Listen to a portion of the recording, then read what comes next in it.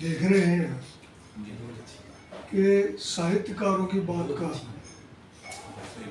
और कवियों की बात का कहीं कोई असर नहीं हो रहा, ना ही टीचर से बढ़ के कोई साहित्यकार नहीं होता और उनकी बात का भी ना ही धार्मिक गुरुओं का कोई असर पड़ता है।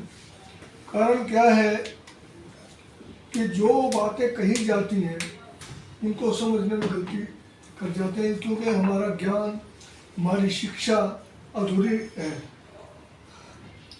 हमारे जो बड़े बुजुर्ग होते थे, चाहे उसमें कबीर हैं, चाहे हमारे बड़े बुजुर्ग माँ बाप रहे हैं, वो कुछ इस तरीके से बोलते थे जिसका कि आज की जो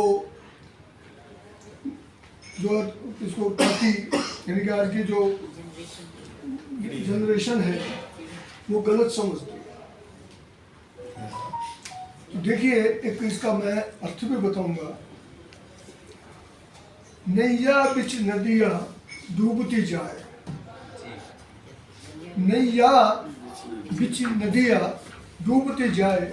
अब यहाँ पर नैया का जो अर्थ है वो ज्ञान है, ज्ञान।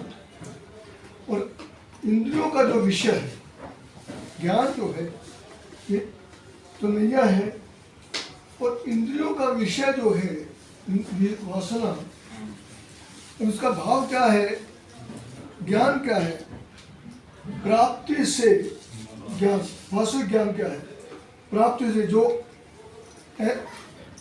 ऐन्द्रिक सुखों के तीव्र वासना जो है उससे नष्ट हो जाती है। तो इसमें ये है कि नैया, नैया ज्ञान, और उसमें विषय वासना सब नष्ट हो जाती है।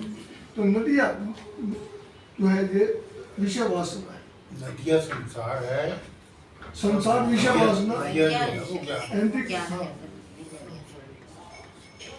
तो अब देखिए, हमारी जो माताएं होती थी, नई बहू आती थी, नई बहू आती थी, तो जो बड़ी बूढ़ियां और हैं जो भी हमारे, वो क्या आशीष देती थी कि रब करे तेरा मंगल सूत्र जल्दी टूटे, रब करे तेरा मंगल सूत्र जल्दी टूटे।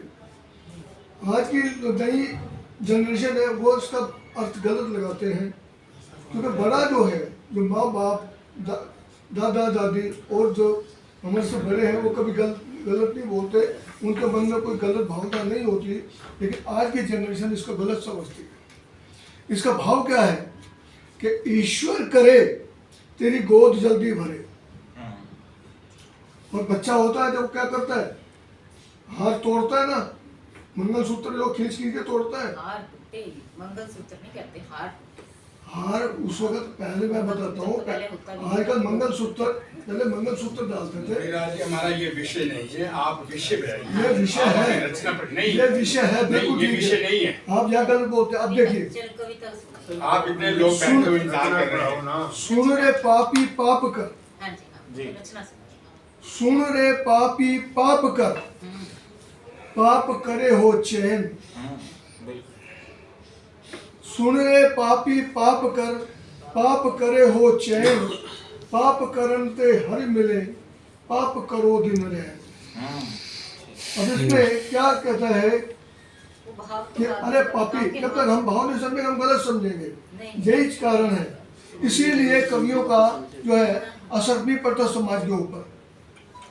जो लेखक है, कबीर की उल्टबासियां हैं ये। हाँ बिल्कुल है, उलटबासियां है कबीर की। अगर आज यही चीजें हैं, वो तो बच्चों को पढ़ाए ना, सभी को पता हो, हम इसका प्रचार कैसे करेंगे, हम इसके बारे में कैसे बताएंगे, मुझे ये समझा दीजिए। इसके लिए एक अलग मंच तैयार कीजिए। तो उसके लिए तो ये होता है ना कि वे स्कूलों में जाएं, बच्चों को पढ़ाएं। ये कवियों का मंच है, यहाँ कवि अपने रचना ये कवि है, ये कविता है। कबीर भी कवि था, कबीर भी कवि था। कविता पढ़ी, कोई बात। यही चीजें आ जाती हैं, इसलिए मैं इसलिए बता रहा हूँ कि हम अदब की बात सीखें। और अदब की बात में अगर उसको व्याख्या नहीं की जाएगी तो उसका कोई अर्थ नहीं होगा। व्याख्या की व्याख्या जरूरत की नहीं आता यहाँ है जरूरत तो नहीं होती ना, काव्य की गोष्ठी में व्याख्या की सही जरूरत नहीं होती। अगर सारे सभी अपनी ऐसा- कविता का अर्थ भी साथ सुनाने लगे हाँ, अगर व्याख्या एक ही बोल देगा फिर तो ये नहीं बात अपनी बात तो है। अब ये जो इसका अर्थ